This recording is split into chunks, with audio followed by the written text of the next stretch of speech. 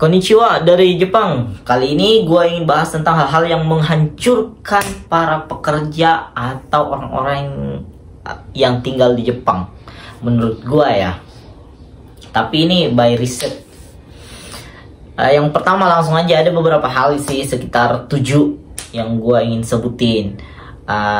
Yang pertama tuh makanan yang halal dan minuman yang haram. Itu makanan halal di sini susah banget, susah banget. Karena tapi kalau kita nggak pilih-pilih ya bodo amat lah, halal haram asal nggak ada babinya itu bisa aja. Tapi kalau bagi yang kayak terlalu milih kayak gua tuh susah banget sumpah.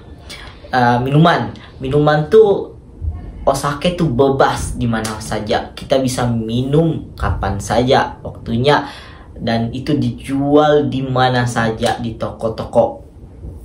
Itu dan tiap nongkrong itu ngumpul ya sama orang Jepang atau orang dari negara lain atau bahkan negara sendiri, itu pasti biasanya ada minuman di situ, bir atau osake itu.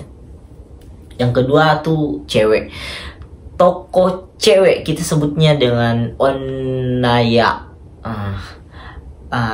Jadi di sini tuh hampir semua TKI atau orang Indo tuh tahu istilah ini, ichimangoseng. Jadi dimana kita ngebayar. Tapi menurutku, setauku tuh kalau orang Jepang tuh di atasnya gitu. Ichimango, tapi ini hanya istilah untuk booking lah di sini cewek-ceweknya. Ada tokonya banyak dan bebas kan. Menurut pengalaman teman gue yang pernah masuk di situ, servisnya tuh kayak gini. Jadi pertama kita masuk tuh, terus disuruh mandi. Bahkan kita bisa minta dimandiin gitu. Dimandiin katanya. Terus itu kita dilayanin. Tapi sekitar 30-40 menitan gitu. Kalau long time tuh sekitar sejam gitu ya.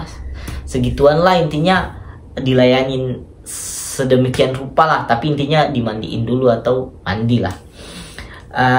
Dan itu bukan cuma cewek Jepang, tapi cewek Vietnam, Filipina, atau dari negara lain tuh cantik-cantik banget. Dan mereka menerima jasa itu, yang menurut teman saya.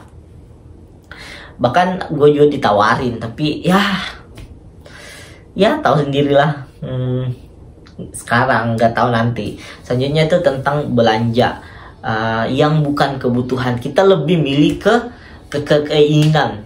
Jadi kebutuhan apa sih? Paling dikit, cuman untuk makan, pakaian yang seadanya. Tapi ini kalau udah keinginan yang kayak mesti bajunya makan brandy, bajunya harus yang branded, sepatu yang branded, yang kayak semua yang kita lihat di TikTok tuh atau di sosial media yang kayak barang-barang branded tuh kita bisa beli di Jepang. Kita punya duit. Apalagi yang hobinya belanja barang-barang mahal, ya itu gimana kita nguasain diri aja. Dan juga yang kayak HP, iPad, laptop tuh, alat-alat elektronik tuh kan Jepang tuh dikenal dengan negara teknologinya ya, jadi otomatis itu apalagi yang mereknya iPhone tuh itu gampang banget kita beli karena kita kerja, gaji juga ada uang. Selanjutnya tuh di jalan-jalan setiap libur. Di kerja di Jepang tuh bukan kerjanya doang, tapi kehidupan Jepang tuh kita kesepian atau kita butuh healing. Apalagi Gen Z yang kayak gua dan teman-teman, kayak kalau libur tuh paling kita healing kemana, banyak tempat ya. Jepang cu, pasti kita banyak lokasi yang kayak mesti harus kita kunjungi, yang kita lihat di sosial media. Gue mau ke sana, gue mau ke sini. Gila, itu butuh duit. Dan ya walaupun nggak seberapa, tapi kalau keseringan kan, itu yang salah satu yang bikin dompet jeblos juga. Selanjutnya selain jalan-jalan tuh terlalu sering nongkrong. Jadi karena kesepian tuh nongkrong tuh jadi sering kayak ngajak saling bertukar cerita atau ketemu teman yang yang bisa nyambung gitu, saling curhat. Karena di Jepang tuh kesepian pasti dirasain lah. Jadi keseringan nongkrong ini ngabisin duit, karena paling kalau nongkrong kita makan, minum dan sebagainya yang ngeluarin duit gitu. Selanjutnya tuh jatuh cinta. Itu terkoneksi semua, sering jalan, sering nongkrong, ya bertemulah karena kesepian, bertemulah lawan jenis. Ya saling, ya gimana kalau orang-orang yang sama-sama kesepian ketemu, apalagi dari segi muka, ya dia suka, itu akan lanjut ke chat, ketemuan. Kan kita tahu lah negara Jepang bebas gitu, apa aja bisa. Jadi ketemuan, bahkan kemarin itu ada kasusnya yang pernah viral tuh, yang hamil anaknya ditinggal di mana gitu, gue lupa. Hamil di hamil terus melahirkan, terus anaknya dibuang tuh.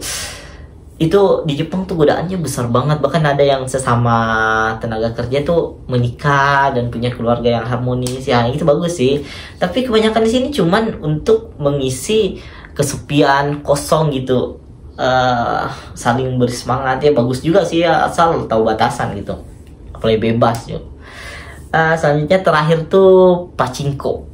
Pachinko kita sebutnya dengan judi legal. Kan di Jepang kan legal judinya. Pachinko pasti tahu semua tuh orang-orang yang tenaga kerja di Indonesia atau dan tenaga kerja di Jepang yang tinggal di Jepang, walaupun bukan pekerja sih, kayak student, pasti tahulah tentang pachinko. Itu kayak koin-koin yang game-game mesin gitu. Bahkan ada pernah videonya viral di TikTok tuh yang rugi 30 juta dalam sebentar banget gitu. Teman gue pernah masuk di. Jadi itu hal-hal yang bisa ngancurin kehidupan di Jepang. Jadi mesti hati-hati kalau ke Jepang. Bagi yang masih berjuang ke Jepang, persiapin diri, mental, iman, dan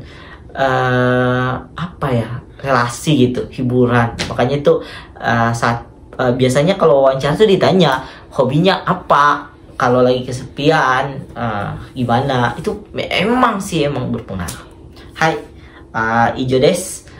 See you in the next video. Mata ne.